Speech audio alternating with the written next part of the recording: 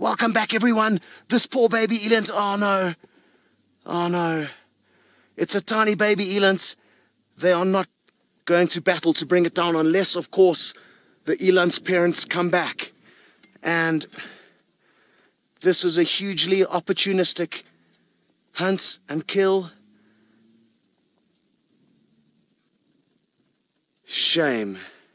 This poor eland was hiding out in some bushes and it decided to take from its cover. And these cheetah have now got a very, very easy meal. Mom's coming. Here comes the mother. Where's she coming from? But she's missed it. She's gone straight past the action. It's not over yet, though. I want to get a bit closer because this eland could come running back once she works out where her youngster is. I think it's the fact that she doesn't know where it is that she's run straight past these cheetah. Ah.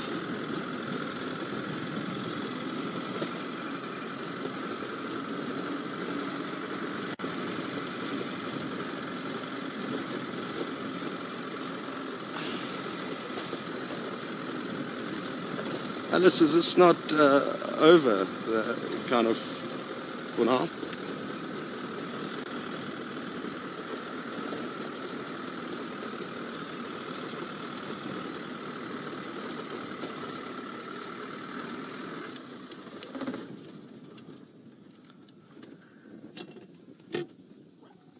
Well, it appears that they have in fact already managed to kill this baby eland. It didn't take long for them to suffocate it, and now we can expect to see a lot of squabbling between these 5 boys. There's not a huge amount of meat there, and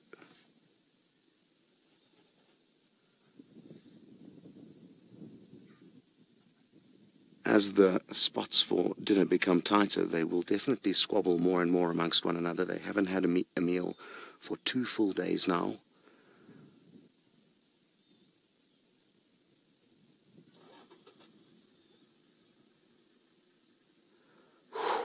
That all happened so quickly. I'm glad you guys got in just in time. We were also torn between where we should park the vehicle and had to jam on brakes to let Manu get the final bit of the takedown.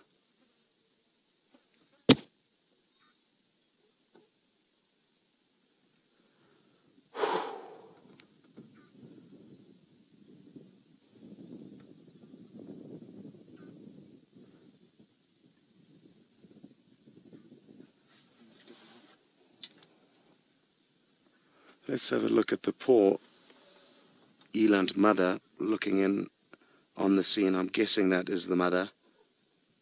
And shame. Now, eland are well known for actually chasing prey off their kills, and who knows, maybe she is going to make her way straight in here. But right now it is going to sadly be far too late for it to be of any benefit, but she may well try, which would be very, very interesting.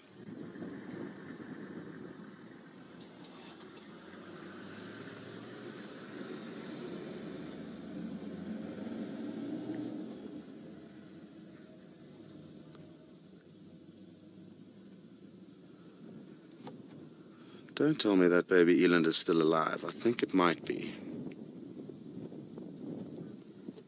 Which is obviously far from ideal. Yeah.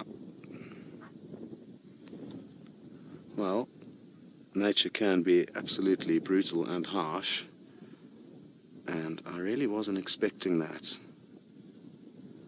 Usually these guys do a great job in suffocating their prey, but in this instance it is not the case, which is a first for me, and of course certainly not something that is easy to witness.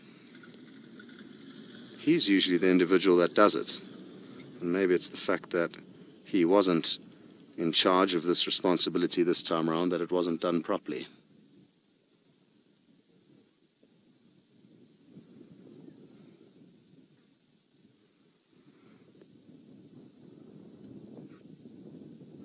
Well, they got very, very fortunate because there's not a huge amount of prey around in this area, and this was a easy bonus meal for them.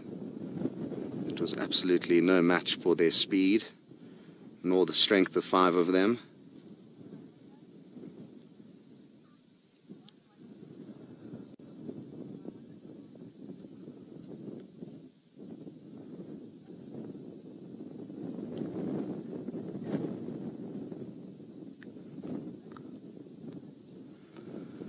Whew.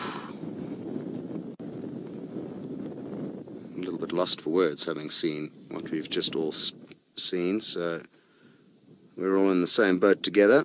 Certainly nobody would have enjoyed that scene, but that is the reality of being on a safari, a live safari. You just don't know what is going to happen and when, and we will and have over the years uncovered some fairly touchy scenes. My worst was a hyena fight. Whew. That was not pretty to watch. Anyway, what is going to be interesting after this meal is whether they continue to look for food. I mean, it's a decent-sized antelope. Even though it was a young eland calf, it's fairly decent size. And maybe they won't be satisfied yet for today. Justin, you'd like to know if this eland's mother's going to have a kind of an emotional attachment or any feeling of sadness or loss. And I find it hard to think otherwise. You know, how long that period of sadness and loss continues for is obviously debatable, but I think there definitely is. Let's have a quick look there. There is an eland watching on, and I think they know full well what has happened. So yes, I think there will be a moments of sadness and desperation and loss where they will continue to search for their youngsters, calling for them, hoping that they're still around. But to what degree or level, I'm not certain. What's interesting is that these adult eland were nowhere in the immediate area when that youngster came out of its hiding place, and it's quite fascinating how they do leave their young tucked away, far away from themselves for extended periods of time. And of course they believe that for the majority of the time that is going to be safer, but not always. I mean, if they had have been a bit closer here, it definitely would have assisted with trying to chase these cheetah off it when there was still time to. We're obviously going to stay here and see what happens. We'll call you back if the eland do come any closer. But for now, we are going to be sending you off to Tristan, who's off to another cat with their kill. Yes, well, the afternoon looks like it could become more amazing. This eland, who I'm guessing is the mother, she is the eland out of the herd that is looking the most concerned. And wouldn't it be fascinating to see her chase these cheetah? Shame. I'm quite surprised she hasn't come for a closer inspection. I guess she is possibly nervous of them because they're predators, but it's going to be very difficult for even a coalition of 5 male cheetahs to bring down an eland, even a female. But who knows, maybe this big old boy will come charging in. He is a monster. Look at the size of his neck. And everywhere, really. Beautiful big dewlap hanging down. Look at that neck. Now, if he came charging in, these cheetah would bombshell. They would not stick around. But I've got a feeling that is just not going to be the case. They're seemingly just wanting to investigate the scene and work out what exactly has happened, rather than charging in. Interestingly, the cheetah haven't been squabbling much over the kill, and they've just about finished it, it appears. They made very, very quick work of it. And they'll be fairly well fed after this meal, but there is a strong chance if they come across any other prey, they may go for it. Oh, we're getting a few raindrops now. There's just one dark cloud looming above us. And I wonder if we can show them some of our friends that are floating in on the scene. Ooh, no, we don't have the angle, but there are already vultures that have... Ooh, yeah, one's coming from the left nicely, Manu. There we go. So the vultures are already on the scene. And I always find it absolutely fascinating how quickly the message spreads, and just goes to show how good their eyesight is. Beautiful. Oops. That wasn't ideal. But Manu's camera work certainly was. Well done, Manu. So a mixture of hooded vultures and white-backed vultures swooping in onto the scene, and I'm guessing some of them are going to probably start landing a bit closer to the carcass, in the knowledge that first come, first serve is applicable amongst the vultures.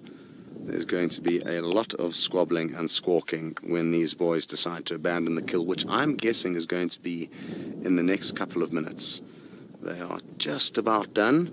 And they don't like to hang around in areas where there is a kill, because they know full well that all of these vultures coming down could be attracting the attention of other threats like lion and or hyena and even leopard. I guess leopard aren't going to be too much of a threat to these five boys, but to solitary or a pair of cheetah, leopards can also pose a threat. So that's why you see a lot of them scanning around, a few mouthfuls, stop, look up, scan around, make sure there's no threats.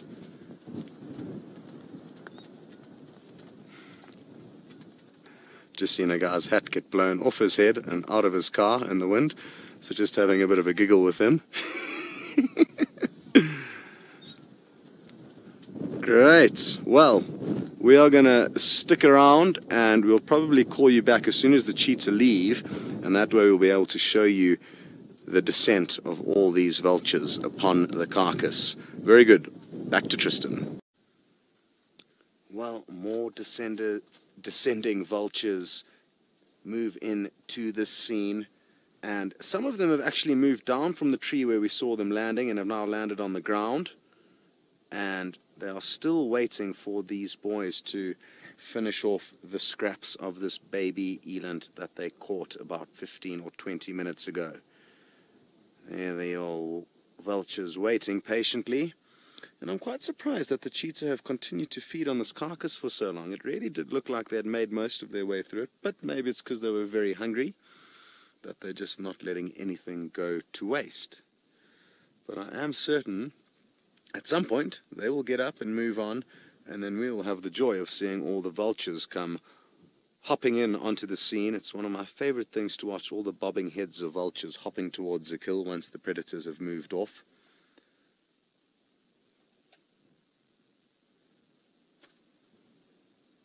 Sounds like you guys are having a wonderful afternoon. I'm sure you enjoyed being on board with Taylor for a while.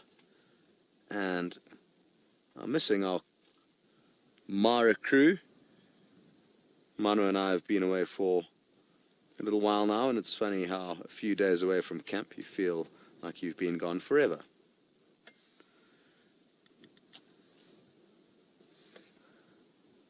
Hi Jenny, you'd like to know if there's any parts of the carcass that the cheetah won't eat. Not, it's only the areas that they can't access, so kind of between the ribs and around the big bones, that they will tend to leave behind, but most of the meaty portions of the kill will be consumed, and especially when they're feeding on young animals like this young eland, they will certainly be softer and tender than the adults, so even the fur and the skin becomes a little bit easier to chew on and swallow. So this is going to be a skeleton, essentially, left with only little bits of meat that they can't get access to in and around the spine, the ribs. There'll be a decent amount for the vultures to still feed on, with their accurate and narrow beaks that are designed perfectly for picking the carcasses clean. As you can see, it's a very, very windy afternoon here in the Mara. And they're taking some time to prepare themselves. I'm not sure why you guys are cleaning yourselves, because you're about to get absolutely filthy and bloody. But I guess they're just preparing and killing some time before their little feast. Very good. We won't be going anywhere, and we'll race you back as soon as these hyena get a chance at their meal. But for now, back to Taylor with some elephants.